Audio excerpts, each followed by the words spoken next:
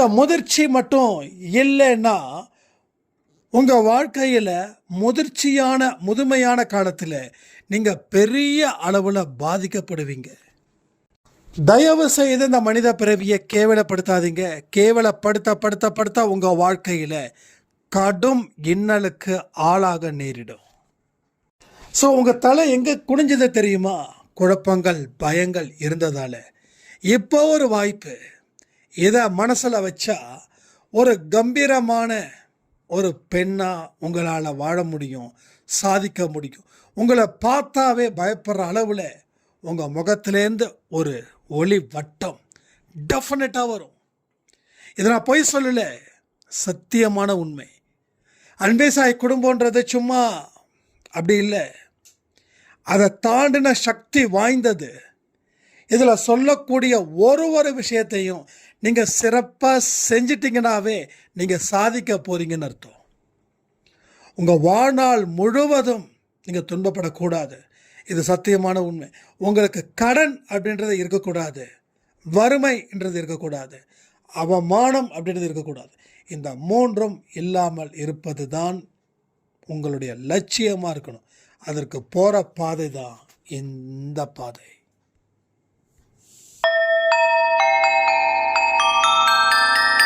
ஓம் சாயிரா சாயிரா, ஓம் சாயிரா சாயிரா, ஓம் சாயிரா சாயிரா, அன்பே சாயிரா, பேரன்பே சாயிரா, அகிலம் தளிக்க ஆத்மா விழிக்க அனுதினம் சாயிரா, எங்கள் அன்பே சாயிரா.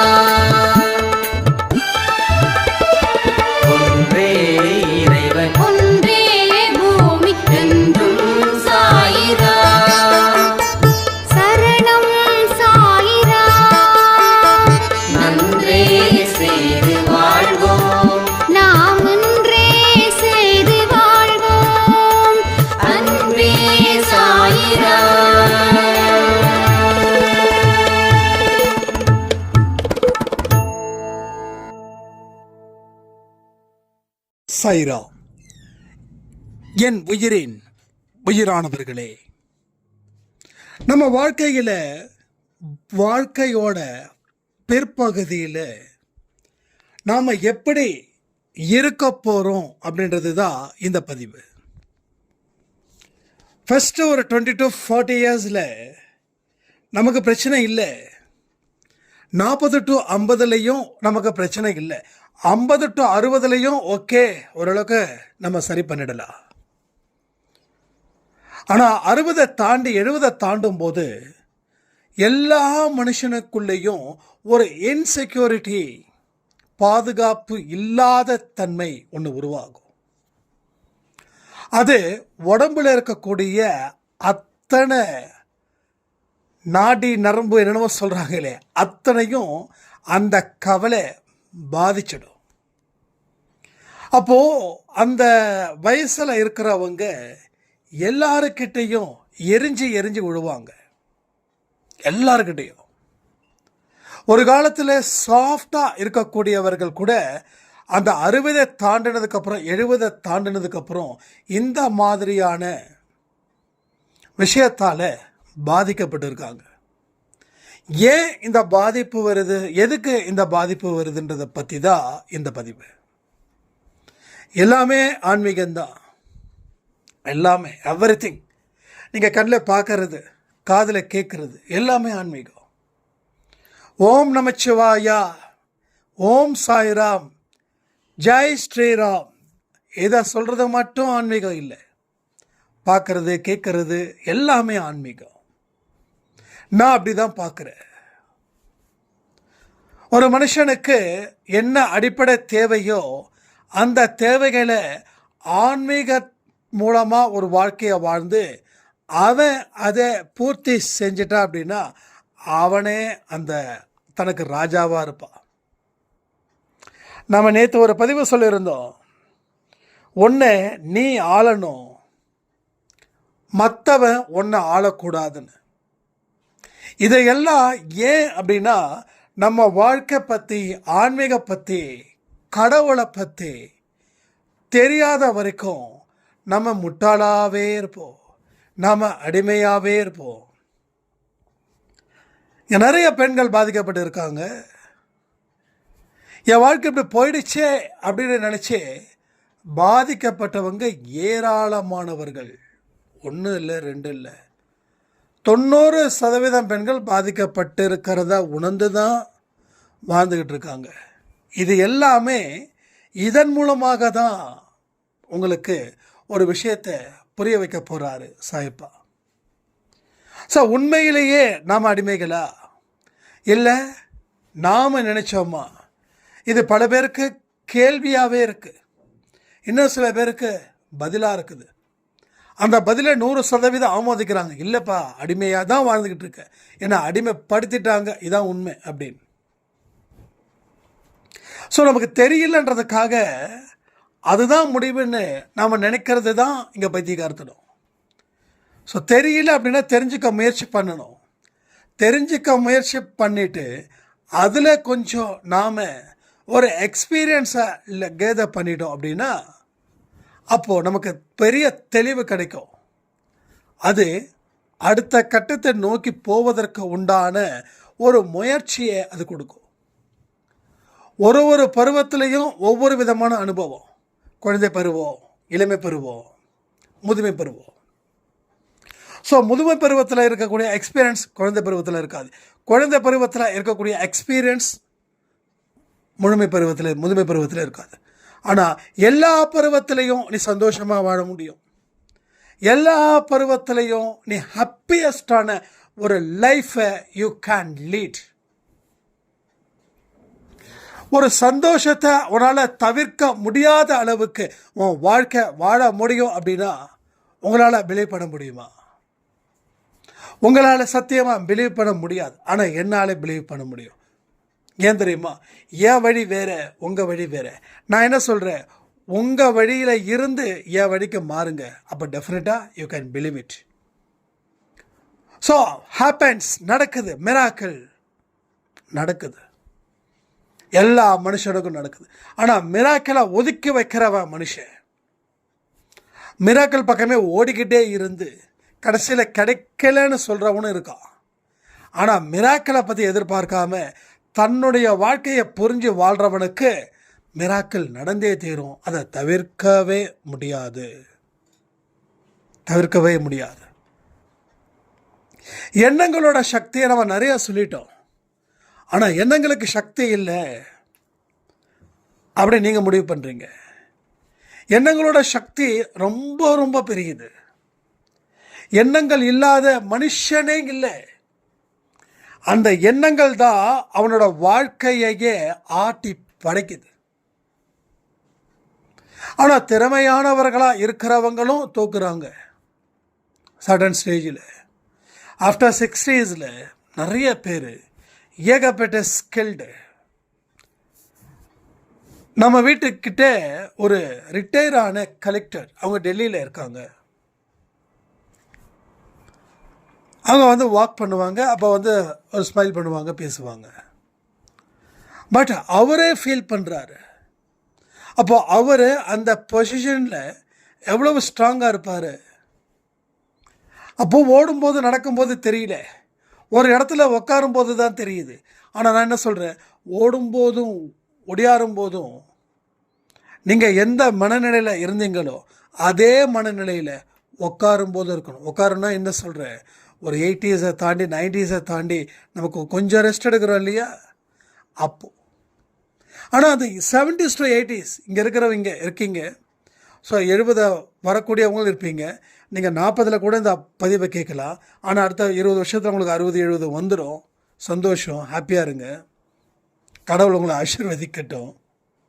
ஸோ இப்போ சரி பண்ணுங்க, சரி பண்ணாமல் விட்டுறாதீங்க. இப்போ எண்ணங்களோட சக்தி, எஸ் யூ கேன் வின். உன்னால் எல்லா பிரச்சனைகளில் இருந்தும் வெளிவர முடியும். கடவுளை முழு மனதுடன் வழிபடு. இதுதான் மிக முக்கியமான வார்த்தை. கடவுளை முழு மனதுடன், மறுபடியும் சொல்கிறேன், முழு மனதுடன். இது என்ன மீனிங்க முழு மனதுடன்? இங்கே உங்களுடைய எக்ஸ்பீரியன்ஸை இங்கே சொல்லுங்கள். முழு மனதுடன் அப்படின்னா என்ன மீனிங்? அதுக்கு என்ன பதில் சொல்லுங்கள். நீங்கள் என்ன இது வரைக்கும் நினச்சிட்ருக்கீங்களோ அது சரியா இல்லையா அப்படின்றத இந்த பதிவு முடிஞ்சதுக்கப்புறம் பார்த்துடலாம். ஸோ முழு மனதுடன் அப்படின்னா ஒரே ஒரு விஷயந்தான். எல்லாமே அவராக இருக்கும்போது நான் யாருன்னு கேட்கக்கூடிய மனநிலையில் நீங்கள் வந்துட்டீங்கன்னாவே நீங்கள் முழு மனதுடன் வணங்குறீங்கன்னு அர்த்தம். எல்லாமே அவர், எல்லாமே அவர். சில பேர் இயற்கையை கடவுளாக நினைக்கிறீங்க, சந்தோஷம், இயற்கை தான் வாழ்க்கை. சில பேர் எத்தனையோ சாமிகளை கும்பிட்றீங்க, சந்தோஷம். ஸோ இவரை கும்பிட்டாதான் வாழ்க்கையில் வழி பிறக்கும் அப்படின்னு நினைக்கிறவங்க இருக்கிற வரைக்கும் அவங்களுக்கு எந்த வாழ்க்கையும் வழி பிறக்காது. இவரை வணங்கினாதான் இட்ஸ் அ வெரி பவர்ஃபுல் அப்படின்னு நம்ம என்னைக்கு அந்த மாதிரியான அடையாளத்துக்குள்ளே உள்ளே போகிறோமோ அந்த அடையாளத்தில் இருந்து நீங்கள் மீளவே முடியாது. பட் உங்களுடைய துன்பமும் என்னைக்கும் எப்பையும் தீரவே தீராது. அப்போது புரிஞ்சிக்க தேவையான அத்தனை அறிவுகளும் இருக்கணும். அப்போ என்னுடைய கடவுளை வணங்குனா நல்லது நடக்கும்னு நீங்கள் இப்போ வரைக்கும் சொல்கிறீங்க அப்படின்னா உங்களுக்கு நல்லது நடக்காது. ஏன் தெரியுமா? நீங்கள் இன்னமும் எல்கேஜி ஸ்டூடெண்ட்டாக இருக்கீங்க. ஏ ஃபார் ஆப்பிள் அந்த கேள்விக்கு தான் ஆன்சர் பண்ண முடியும். ஆனால் இப்போ நீங்கள் படிச்சுட்டு இருக்க படிப்பு என்ன தெரியுமா? 10th standard. இங்கே ஏ ஃபார் ஆப்பிள் கேள்வியெல்லாம் கிடையாது. Tamil, English, socials, history, maths. So இதுதான் இங்கே சப்ஜெக்ட். அப்போது நீங்கள் இன்னமும் அதே இடத்துல இருக்கிறீங்க, மீற மாட்டேன்றீங்க. அப்போது எனக்கு பிடிச்ச கடவுள் யாருங்க அப்படின்னா, எந்த கடவுளை பார்க்கும்போது உங்களுக்கு கண்கள் குளமாகுதோ அதுவே உங்களுடைய கடவுள். ஸோ எந்த கடவுளை பார்க்கும்போது கண்கள் குளமாகுதோ அதுதான் கடவுள். ஸோ நான் பல வருஷமாக எல்லா கடவுளையும் தேடினேன். ஆனால் ஃபைனலி இவர் வந்த உடனே என் கண்கள் குளமாச்சு.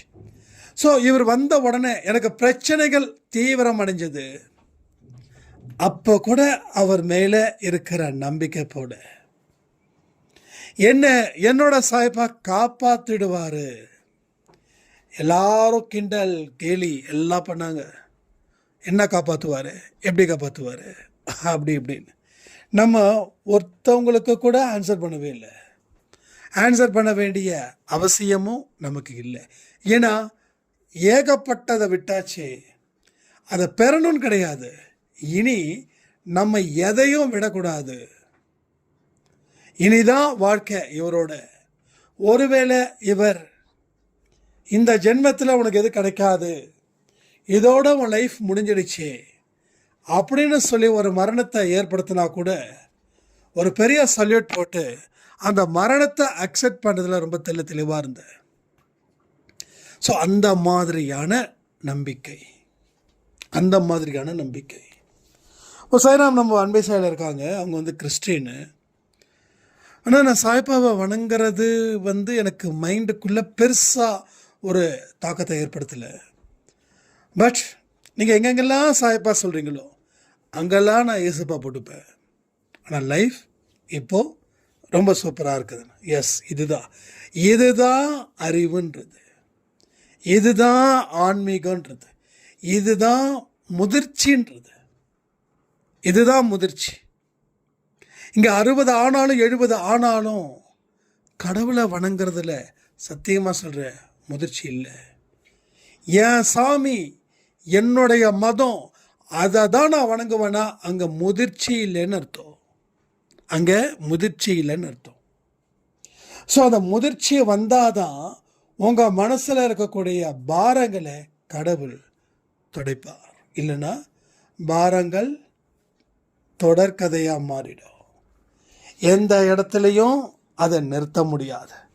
அது ஓடிக்கிட்டே இருக்கும். ஓடும் ஓடும் ஓடும் ஓடிக்கிட்டே இருக்கும். கடைசியில் எங்கேயோ ஆபத்தில் சிக்க வச்சிடும். ஸோ அந்த முதிர்ச்சி வாழ்க்கையில் இருக்கணும். அப்போ தான் அந்த 70 80 கடக்க முடியும். இல்லைன்னா ரொம்ப ரொம்ப கஷ்டம், ரொம்ப கஷ்டம். ஏன்னா ஒரு தெய்வீக பலம் எங்கே இருக்கணும்? மனசில் இருக்கணும். மனசு பலமாக இருந்தால் உடலும் பலமாக இருக்கும். புரிஞ்சுக்கோங்க. மனசு பலம் இல்லை, உடல் சுத்தமாக இல்லை, உடலுக்கு ஒன்றுமே இல்லை. ஸோ எந்த உணர்வற்ற நிலையில் உடல் இருக்குது உங்களுக்கு, நிச்சயமாக உண்மை. உணர்வற்ற நிலையில் உடல் இருக்குது. ஒரு 40 வயசான ஒரு சாய்ராம் சொன்னாங்க, என் உடலில் ரொம்ப பிரச்சனையாக இருக்குது, கைவலி கால்வலி. 40 இயர்ஸில் 40 வருஷத்தில் கைவலி கால்வலி மூட்டு வலி. இங்கே எத்தனை பேருக்கு அந்த வலி இருக்குது? ஸோ உங்கள் உடல் உணர்ச்சியற்ற நிலையில் இருக்குது. அதை புரிஞ்சுக்கோங்க. உணர்ச்சியற்ற நிலையில் இருந்ததால் இப்போது அத்தனை வலியும் இருக்குது. ஏன்னா மூட்டுக்கு சரியாக வேலை கொடுக்கல, ஜாயிண்ட்டுக்கு சரியாக வேலை கொடுக்கல, காலுக்கு சரியாக வேலை கொடுக்கல.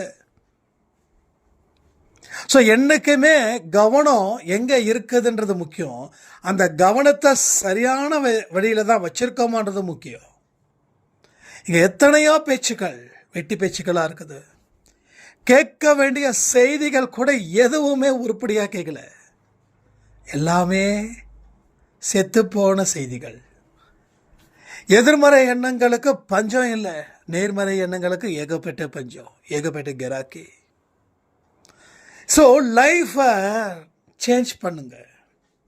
பிடிச்சது மாதிரி வாடுங்க. பாவத்தை செய்யாதீங்க. அவ்வளோதான். ஒரே ஒரு விஷயம், வாழ்க்கையில் ஏன் பயப்படுறோம்? எங்கே செத்துக்கிது போயிடுவோமோ? 6 சாவு 60 சாவு, அவ்வளோதான். அதை எடுத்து போயிட்டே இருக்கணும். ஸோ உங்கள் மைண்டுக்குள்ளே உங்கள் மனசாட்சிக்கு உட்பட்டு உங்கள் வாழ்க்கையை நீங்கள் வாழணும். அதுதான் இங்கே அடிப்படை தேவை. ஒரு பேசிக் லீடு இதுதான். ஸோ இதை தவிர்க்க வேண்டாம். அதுக்காக பயப்படவும் வேண்டாம். பயந்தா வேலையாகுமா? ஆகாது. ஸோ கடவுளுடைய ஒவ்வொரு விஷயங்களும் அற்புதமானவைன்றதை நாம் எத்தனையோ தடவை சொல்லியிருக்கோம். ஆனால் உங்களுக்கு மட்டும் ஏன் அதை அற்புதமாக தெரியலன்னா, உங்கள் வாழ்க்கையை நீங்கள் அற்புதம் அப்படின்னு நினைக்கல, உங்கள் வாழ்க்கையை ஒரு அதிசயம்னு நினைக்கல. உங்களுக்கு கிடைச்சிருக்கக்கூடிய ஒவ்வொன்றும் பொக்கிஷங்கள் அப்படின்னு நீங்கள் அந்த மனதளவில் ஏற்றுக்கலை. ஏற்றுக்காத எந்த ஒரு விஷயமும் விஷமாக மாறும். ஏற்றுக்கிட்ட ஒரு விஷயமும் அமிர்தமாக மாறும். ஏற்றுக்கும் போது இருக்கக்கூடிய கஷ்டம் அடுத்தடுத்த நாட்களில் உங்களுக்கு மாறி அது இன்பமாக மாறும். இதுதான் இங்கே நடக்குது. அப்போது உங்களுடைய ஏஜ் இன்னைக்கு என்ன வேணாலும் இருக்கட்டும், ஆனால் உள்கட்டமைப்புன்னு சொல்லுவாங்க இல்லையா? உள்கட்டமைப்பு. உங்களுக்கு உள்ளுக்குள்ள ஒரு கட்டமைப்பை ஏற்படுத்துங்க. அதில் திருப்தி காணுங்க. ஸோ வெளியில் மற்றவங்க திருப்தி அடைகிற மாதிரி வாழணுன்ற ஒரு ஃபேக்கான விஷயத்தை பிலீவ் பண்ணாதீங்க. உள்ளுக்குள்ளே ஒரு கட்டமைப்பை ஏற்படுத்தி அதில் நீங்கள் சந்தோஷமாக இருக்கீங்க. அதில் சந்தோஷமாக இருக்கணும். அதுதான் முக்கியமே தவிர வேறு எதுவும் இல்லை. ஸோ அந்த பாயிண்ட்டுக்கு நீங்கள் வாங்க. உங்களை கொண்டு வந்து நிறுத்துங்க. உங்களுக்கு எல்லா நல்ல விஷயங்களும் நடக்கணுன்றது தான் சாயப்பாவுடைய எண்ணம். அதை போல உங்கள் வாழ்க்கையும் மாறணும். தொடர்ந்து அன்பே சாயாடியவை கேட்டுட்ருக்கீங்க இல்லையா? ஸோ கேட்டுக்கிட்டு இருக்கும்போது எந்தெந்த மனநிலையில் உங்கள் மனசை ஈடுபடுத்தினீங்க வச்சுருக்கீங்கன்றதையும் கமெண்ட் பண்ணுங்கள். ஏன்னா இங்கே தோல்விகள் அப்படின்றது எட்டி கூட பார்க்கக்கூடாது. இங்கே தரித்திரம் அப்படின்றத எட்டி கூட பார்க்கக்கூடாது. இங்கே வறுமை அப்படின்றத எட்டி கூட பார்க்கக்கூடாது. அத்தனையும் உங்களுக்கு நடக்கும். நிறைய உதவிகள் செய்யணும். நிறைய பேர் ரொம்ப தெளிவாக பக்காவாக இருக்கீங்க. ஸோ கண்டிப்பாக உதவிகள் செய்யணும்னு நீங்கள் கொடுக்கக்கூடிய சில பணமெல்லாம் நிறைய பேருக்கு மெடிக்கல் எக்ஸ்பென்சஸ் என்னென்னலாம் நம்ம லீட் பண்ணுறோமோ, யாரெல்லாம் கேட்குறாங்களோ அது உண்மையாக இருந்துச்சுன்னா டெஃபினெட்லி நாம் பண்ணுறோம். பட் இதை இன்னும் சிறப்பாக பண்ணணும். இன்னும் ட்ரஸ்ட்டை ஆரம்பிக்கிறதுக்கு முன்னாடியே நல்ல ஒரு விஷயங்கள் நடக்குது. ஸோ இன்னும் நமக்கு ஹெல்ப் பண்ணக்கூடிய நிறைய மனுஷங்க நம்மளுக்கு வேணும். ஏன்னா இல்லாத ஒரு இடத்த யாருக்கும் இல்லை அப்படின்ற ஒரு விஷயத்தை நம்ம கொடுக்கவே கூடாது. எல்லாருக்கும் எல்லாமும் இருக்கு. ஸோ அதனால் உணவுகளை தயவு செய்து வாங்கி கொடுக்காமல் இருக்கிறவங்க யாராவது இருந்தீங்கன்னா வாங்கி கொடுங்க. திரும்ப திரும்ப ஒரு விஷயத்த சொல்கிறேன், நீங்கள் உங்களுக்கு உங்கள் கைகளால் நீங்கள் வாங்கி கொடுங்க. நீங்கள் எனக்கு அனுப்புகிறீங்க, நான் அனுப்ப வேண்டாம்னு சொல்லலை. ஏன்னா சில சாய்ராமுக்கு நீங்கள் அனுப்பாதீங்க அப்படின்னு சொன்னால் நாங்கள் உதவியே செய்ய முடியாத நிலைமைக்கு நாங்கள் தள்ளப்பட்டு இருக்கோம் அப்படின்னாங்க. அப்போது அது எனக்கு கில்ட்டியாக ஃபீல் ஆகுது. நீங்கள் அனுப்பும்போது நான் ஒருத்தங்களுக்கு கொடுக்குறேன். அப்போ நீங்கள் அனுப்புகிற காசு அவங்களுக்கு உணவாக நம்ம கொடுக்குறோம். அப்போ நீங்கள் அனுப்பலைன்னா அந்த உணவு அவங்களுக்கு போய் சேராமல் போயிடுமோன்றதுக்காக தான் நீங்கள் எந்த விஷயத்த சொன்னாலும் நான் ஏற்றுக்கிறேன். ஆனால் உங்களால் உதவிகள் செய்ய முடியல, உதவிகள் செய்கிற அளவுக்கு எனக்கு சூழ்நிலை சரியில்லை, அதாவது வெளியில் நேராக போய் அதனால் உங்களுடைய அக்கௌண்ட்டுக்கு நான் கேஷ் அனுப்புகிறேன் அப்படின்னா நீங்கள் தாராளமாக அனுப்புங்க. ஆனால் உதவிகள் செய்யக்கூடிய சூழ்நிலையில் நீங்கள் இருந்தும் அது சோம்பேறித்தனத்துக்காக எனக்கு நீங்கள் அனுப்பக்கூடாதுன்றதை மிக்க பணிமன்புடன் கேட்டுக்கிறேன். ஏன்னா நீங்கள் அனுப்புகிறீங்க, அதை வாங்கி போட்டுக்க எனக்கு விருப்பம் சத்தியமாக கிடையாது. ஆனால் உண்மையிலேயே முடியல அப்படின்னா அந்த விருப்பம் எனக்கு இருக்குது. அந்த விருப்பத்தோடு தான் நான் உதவிகள் செய்கிறேன். பட் உங்கள் சோம்பேறித்தனத்தை மட்டும் இதில் தயவு செய்து காட்ட வேண்டாம். ஏன் உங்கள் கையால் நான் உதவிகள் செய்ய சொல்லுறேன் அப்படின்னா ஒரே ஒரு விஷயம், நீங்கள் உதவிகள் செய்யும்போது உதவி பெறுபவர்களோட கண்களை பார்க்கக்கூடிய பாக்கியம் உங்களுக்கு இருக்கணும். அப்போ தான் கடவுள் நம்மளை எந்த இடத்துல உயரத்தில் வச்சுருக்கார். ஒரு 10 ரூபா பிஸ்கட்டு ஒருத்தவங்களுக்கு கொடுத்தா கூட அவங்களுக்கு அது இல்லாமல் இருக்கிறதால தானே உங்ககிட்ட கையேந்துறாங்க. அப்போ உங்களுக்கு கொடுக்கறதுக்கு பலம் இருக்குது இல்லையா? இன்றைக்கி நீங்கள் 10 ரூபா ஒரு பிஸ்கட் பாக்கெட் கொடுக்குறீங்க, நாளைக்கு 100 ரூபாய்க்கு சாப்பாடு வாங்கி கொடுப்பீங்க. இன்னும் 10 பேருக்கு சேர்ந்து 1000 ரூபாய்க்கு சாப்பாடு வாங்கி கொடுப்பீங்க. இன்னும் 2000 பேருக்கு. எவ்வளோ பெரிய ஒரு விஷயத்தை நம்ம செய்கிறோம், புரியுதா உங்களுக்கு? ஸோ உணவுக்கோ உடைக்கோ யாராவது உங்கள் வீட்டு முன்னாடி நின்னாலும் சரி, தயவு செய்து கொடுத்து உதவுங்க. அவங்களுக்கு இந்த நிலைமை இனி வரக்கூடாதுன்னு வாழ்த்தி அவங்களுக்கு கொடுங்க.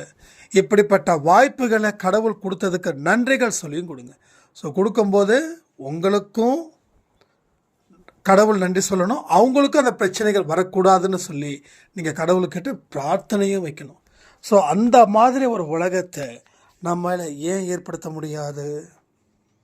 ஒரு அன்பினால் ஒரு குடும்பத்தை ஏற்படுத்த முடியும் அப்படின்னா அதுக்கு உதாரணமாக இருக்கிறதே நம்ம அன்பே சாய் குடும்பம் தானே. அப்போது அதை தான் பலமாக்கணும். இங்கே இருக்கிற ஒவ்வொருத்தவங்களுக்கும் ஒவ்வொரு பொறுப்பு. ஒரு வீடு கட்டணும்னா அந்த வீட்டுக்குள்ளே எத்தனை செங்கல் இருக்கும், அந்த செங்கல்கள் அத்தனையும் இருந்ததால் தான் அந்த வீடு, ஒரே செங்கலால் அந்த வீடு கட்டலை, அத்தனை செங்கலை வச்சு தான் அந்த வீடு கட்டப்பட்டது. அதே போல தான் இங்கே சந்தோஷ் அப்படின்ற ஒருத்தவனால் மட்டும் இந்த அன்பே சாய் கட்டப்படலை. இது சத்தியமான உண்மை. இங்கே இருக்கிற அத்தனை பேரால் சேர்ந்து தான் இந்த குடும்பத்தை கட்டப்பட்டதுன்ற புரிஞ்சுக்கோங்க. ஸோ எல்லாருமே ஒவ்வொரு செங்கல். நீங்களும் எங்கே இருக்கீங்களோ அங்கே தான் நான் இருக்கேன். ஸோ ஒரு 10ஓட 11 இருக்க செங்கலில் தான் நானும் இருக்கேன். அதை புரிஞ்சுக்கணும். அப்போ அதற்கு தகுந்த மாதிரி அன்பே சாயில் சொல்லக்கூடிய விஷயத்தை நீங்கள் முழு மனதோட ஏற்றுக்கிட்டு அந்த வழியில் நீங்கள் நடக்கணும். நடக்க தான் உங்கள் வாழ்க்கையில் அற்புதத்தை நீங்கள் பெற முடியும். அதனால தான் சொல்கிறேன், அன்பே சாய் குடும்பத்தில் நீங்கள் சேர்ந்தா மட்டும் போதாது. இதில் இருக்கக்கூடிய கருத்துக்களை உங்கள் வாழ்க்கையில் ஒரு முக்கியமான ஒரு செய்தியாக நினச்சி நீங்கள் வாழணும். சரித்திரம் படிக்கணும். நம்ம நிமிர்ந்து நடக்கணும். பாரதியார் போல பெண்களை பெருமையை பற்றி யாரும் அந்தளவுக்கு பேசலை. ஸோ பாரதியார் கவிதைகள்லாம் சில இடத்துல கேட்கும்போது அவ்வளவு அழகாக இருக்கு. அந்த மாதிரி நீங்கள் ஸ்ட்ராங்கான ஒரு போல்டான ஒரு ஒரு ஒரு வைராக்கியமான ஒரு பெண்மணியாக நீங்கள் திகழ்வீங்களா? இன்னைக்கு இருக்கக்கூடிய உங்கள் மனசில் இருக்கக்கூடிய அத்தனை குழப்பத்துக்கும் தான் உங்கள் நிமிர்ந்த தலை, அந்த தலை தொங்கி போயிருக்குது. இது நல்லா இல்லை பார்க்கறதுக்கு, சத்தியமாக நல்லா இல்லை. இது நல்லாவே இல்லை. முகம் வாடி போயிருக்குது. இந்த முகம் எவ்வளோ சந்தோஷமாக இருந்தது ஒரு காலத்தில். வயசாயிடுச்சு அப்படி ஃபீல் பண்ண வேண்டாம். சில பேர் வயசானாலும் இன்னும் அந்த முகத்தில் அந்த தைரியம் இருக்கும், கண்டிப்பாக இருக்கும். எத்தனையோ பெண்களை நீங்கள் பார்த்துருக்கலாம், என்ன கொஞ்சம் ரேராக இருப்பாங்க. ஸோ புலம்பல்களை இந்த நிமிடத்தில் இருந்து நீங்கள் நிறுத்தணும். அன்பேசாய் குடும்பத்தில் இருக்கிறவங்க புலம்பலாமா? புலம்புறது மகா பெரிய பாவம் இல்லை. அதனால் ஏதாவது ஒரு விஷயம் நடக்குமா? நடக்காது. புலம்புறதால என்ன நடக்கும்? வாழ்க்கையை இழந்து தொலைச்சிடுவோம். தொலைச்சதை கிடைக்காது. ஏன்னா தொலைச்சது காணாமல் போயிடும், எங்கேயோ போயிடும்.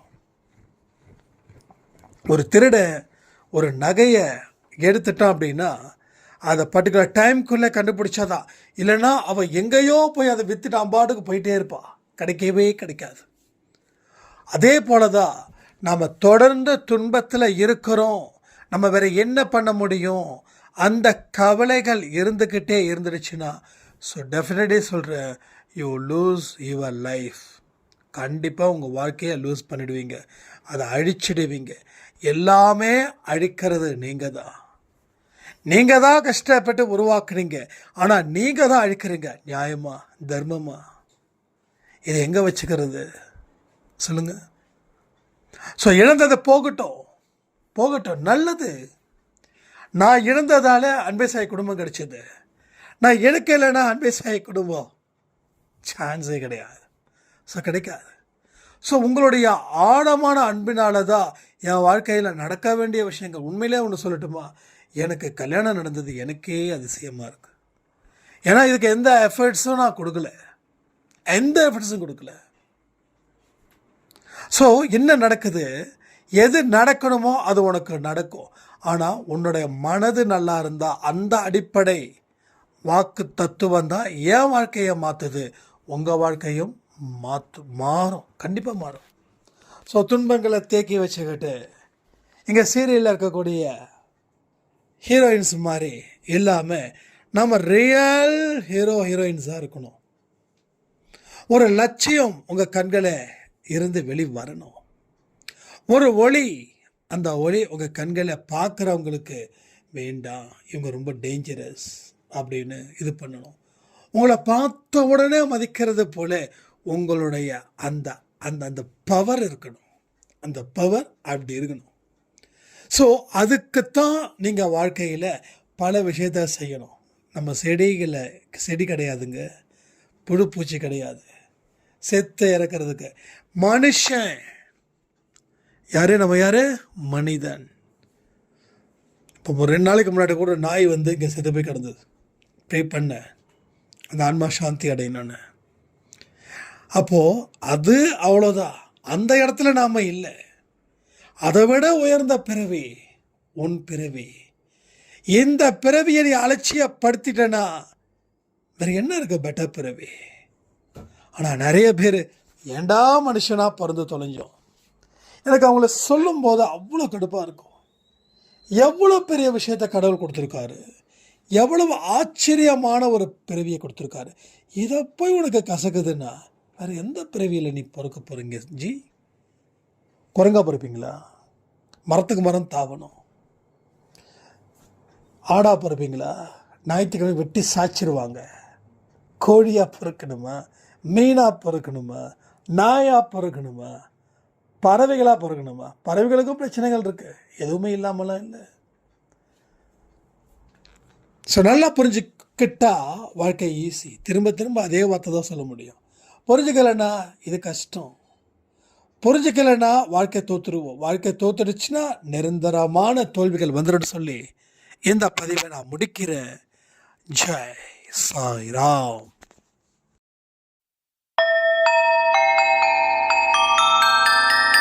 ஓம் சாயிரா சாயிரா ஓம் சாயிரா சாயிரா